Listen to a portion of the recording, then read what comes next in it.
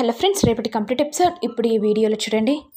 నిజం చెప్పక్క, నాన్న ఎక్కడున్నాడో చెప్పు. ఏంటే ఎక్కువ మాట్లాడుతున్నావు? చెప్పాను కదా, నాన్న సేఫ్గా ఉన్నాడు, 3 పూటలు హాయిగా తింటున్నాడు. అక్క, నిజం చెప్పు. నువ్వు నాన్న ఎక్కడున్నాడో చెప్తావా లేదా? ఒకవేళ నువ్వు చెప్పకపోతే అమ్మగారికి నిజం చెప్పేస్తాను. ఏంటి బ్లాక్మెయిల్ చేస్తున్నావా? అవునక్క, బ్లాక్మెయిలే చేస్తున్నాను. నీకోసం నాన్నల్ని తీసుకుని వస్తే నాన్న ఎక్కడున్నాడో చెప్తానని చెప్పావు కదా, మరి నాకు మాట ఇచ్చావు కదా, మాట మీద నిలబడవా? ఓహో, వాళ్ళని తీసుకొచ్చినందుకు ఇప్పుడు నాన్న ఎక్కడున్నానో చెప్పానా? చెప్పనే, ఏం చేస్తావు? ఓహో అక్క, నువ్వు ఇలా చేస్తావని నాకు బాగా తెలుసు. ఆగు, ఇప్పుడే రమ్మమ్మ గారికి చెప్పేస్తాను అనుకుంటూ ఇక చామంతి వెళ్తుంటే ఇక రోజా భయంతో, అమ్మో, ఇది నా జీవితాన్ని నాశనం చేసేలా ఉంది. వేళ గనుక దీని అక్కనని తెలిస్తే ఆ రమాదేవి అరుణ్ ఊరుకోడు, నన్ను ఎలాగైనా బయటికి గెంటేస్తారు. ఆగవే, నిజం చెప్తాను. మొన్న మనం గుడికి వెళ్ళాం కదా, నాన్న నాకు కనిపించాడు. నాన్న నన్ను చూసి కొట్టాలనుకున్నాడు. నేను భయంతో పరుగులు పెట్టాను. ఒక ప్లాన్ ఆలోచించి నాన్నని జైల్లో వేసేస్తే నేను సేఫ్గా ఉంటానని పోలీసులకి ఇన్ఫర్మేషన్ ఇచ్చాను. రాజా వారిని చంపిందని ఒక వ్యక్తి అని పోలీసులకు చెప్పాను. ఇది విని చామంతి ఒక్కసారిగా షాక్ అవుతుంది. నువ్వు అక్క మనిషివేనా? నువ్వు పెద్ద నీచురాలువే. సొంత నాన్నని జైలుకు పంపిస్తావా? నువ్వు హాయిగా సంతోషంగా ఉండడం కోసం నాన్నను పోలీసులకు పట్టిస్తావా? నాన్న 3 పూటలు తింటున్నాడు అంటున్నావానే, అసలు నువ్వు మనిషివేనా? అసలు నాన్నను ఎంత క్రూరంగా కొడుతున్నారో.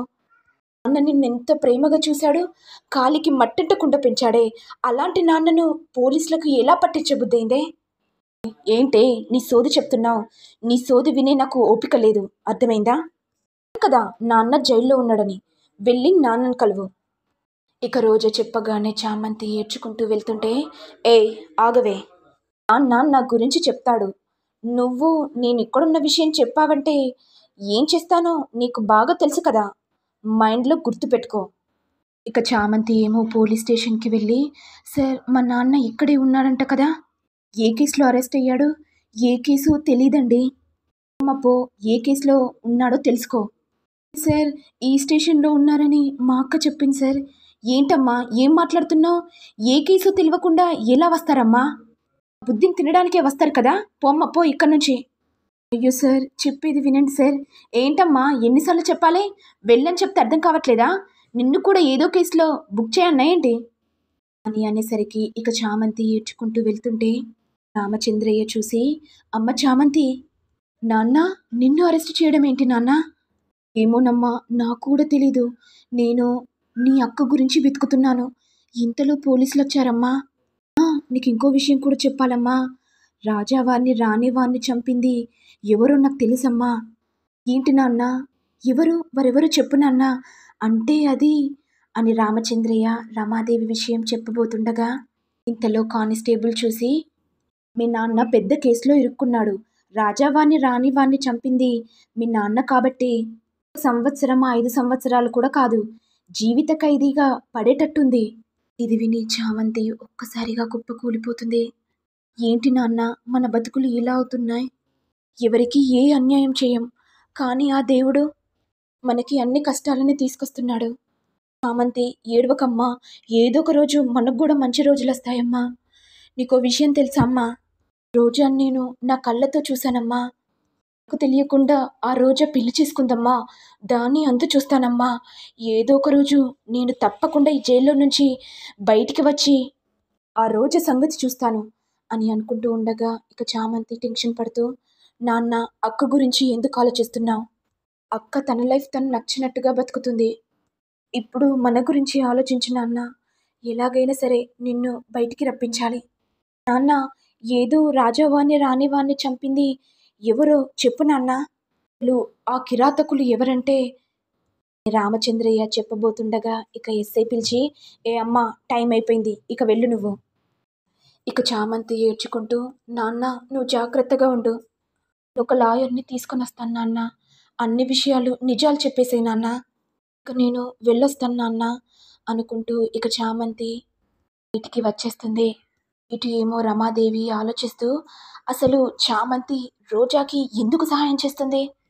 ఇప్పుడు నేను ఎలా తెలుసుకోవాలి? ఆ కళ్ళ ముందే ఆ చామంతి రోజా రూమ్‌లోకి వెళ్తుంది.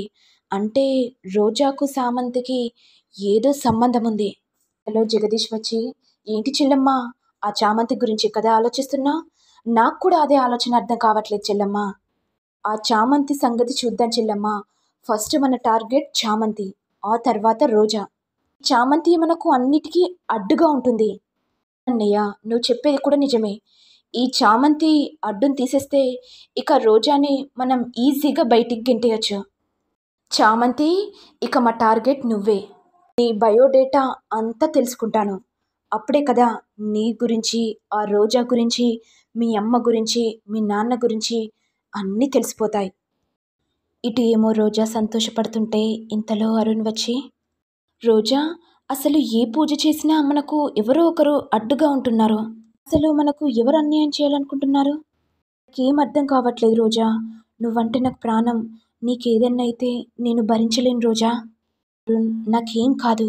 మీరున్నంత వరకు నన్ను మీరు చూసుకునే ఉంటారు. నాకు మాటివ్వండి సార్.